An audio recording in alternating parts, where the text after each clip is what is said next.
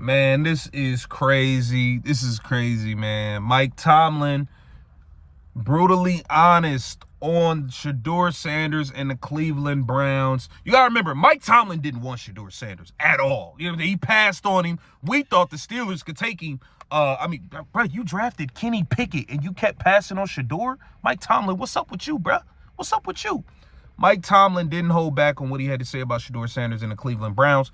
I can't show you the video, but I will play audio for you guys because of copyright purposes and all of that. Let's get to it. Excited to be here, but also urgent about where we are.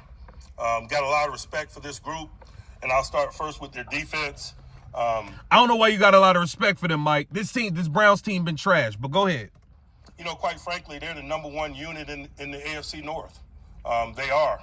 Statistically, they're better than any other unit in the North, offensively or defensively. They got what appears to be a slam dunk defensive player of the year. They got what appears to be a slam dunk defensive rookie of the year in their front seven. Shout out to Carson Schlesinger, man. You a monster.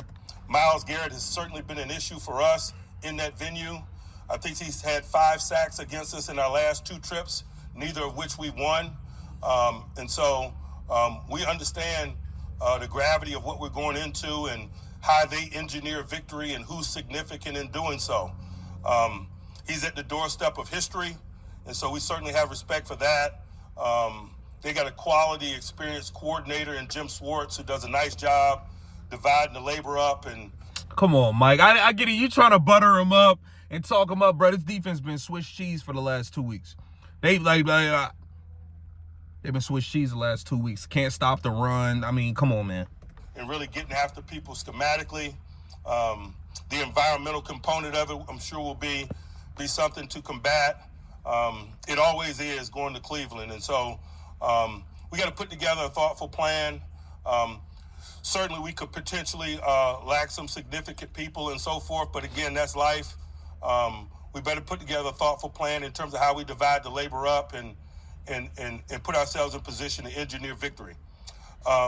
Looking at their offense, they've changed a lot since the last time we played them. The last time he about to get into the Shedeur situation, man. Now, the last time the Steelers played the Browns, you had 5'0". I can't stand up straight and see over a box of cookies. Dylan Gabriel at quarterback. He threw the ball, I believe, like 50 times. He was awful. He was terrible in that game versus the Steelers. Now you got Shedeur Sanders at the helm.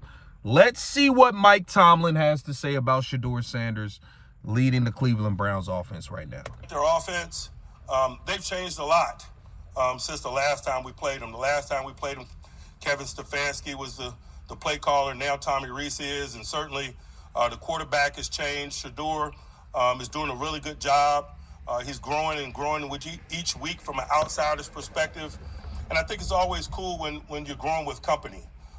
See, man, Mike, that's why you should have just got 12, bro. You should have just got 12, Mike. I'm telling you, you should have just got Shedeur Sanders, man.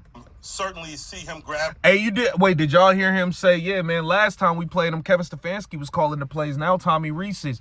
I mean, they 2 peas in a pod anyway. It don't matter. They both got to go.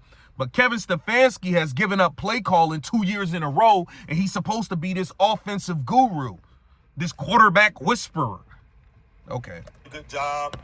He's growing and growing with each week from an outsider's perspective.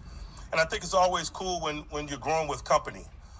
Certainly see him gravitating towards some young players whose roles are expanding since the last time we played him.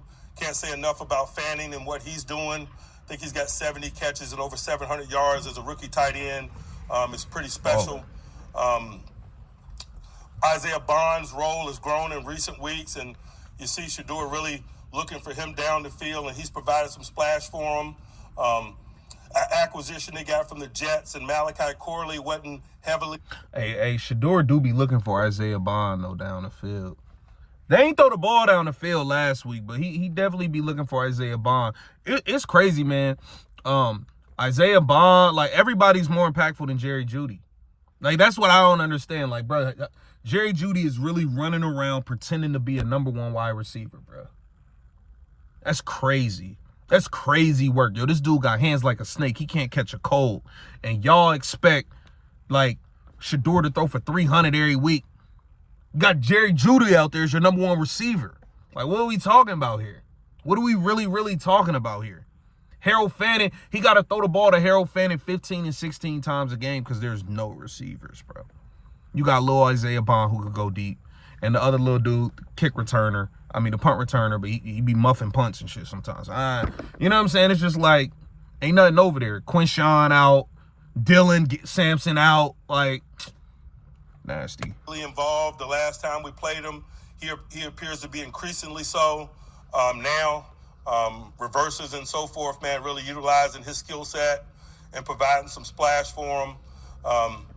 Man, it's really unfortunate that their top young runner got hurt. I just got a lot of respect for that young man and how he plays, and certainly I never want to see anybody get hurt significantly that way. And so just sending well wishes to him, but also understanding that one man's misfortune is another person's opportunity. And so I'm sure they have some capable guys that have been working behind the scenes and readying themselves for their opportunity. And I certainly have respect for that and the potential of that, and the unknown component of that. We're no different, you know. Dylan Cook is getting a lot of attention for what he's providing us, but, you know, he's been working in the ranks for a long period of time, and I was never asking him to be patient, but simply to work while he waited. And it's paid off for him and us through his participation. And so that's through the lens that we see their running back position. And we certainly better be. I think this Steelers team, yeah, they lead the AFC North. We know that. But this is a beatable team, bro. They are not some unbeatable squad. Like the Steelers, they win. They've won a lot of close games.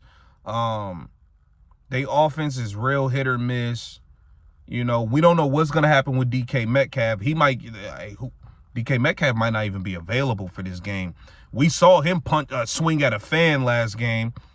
So I still think, man, and this is family business. When you in the division, anything can happen in these division games. This is family business. So I do believe, even though the Pittsburgh Steelers are leading the North, at the end of the day, I think this is a beatable team. I think this is a very, very winnable game for the Cleveland Browns if the defense shows up once again, if the defense can actually stop the run. Like, you gave up way too much on the run the last 2 weeks, man. The last 2 weeks, dudes was just running through this defense. It's been Swiss cheese. Even though they did lock down Josh Allen, though, on the back end as far as throwing the ball, did keep him in check. But as far, you got to be able to stop that run. And I believe if the Cleveland Browns stop that run and make this an ugly game, man, I think they're going to have a shot, man. They're going to have a shot. So get down in the comments. Let me know what you think about what Mike Tomlin said. This is Keep the Vision. Make sure you like, comment, subscribe, share the channel.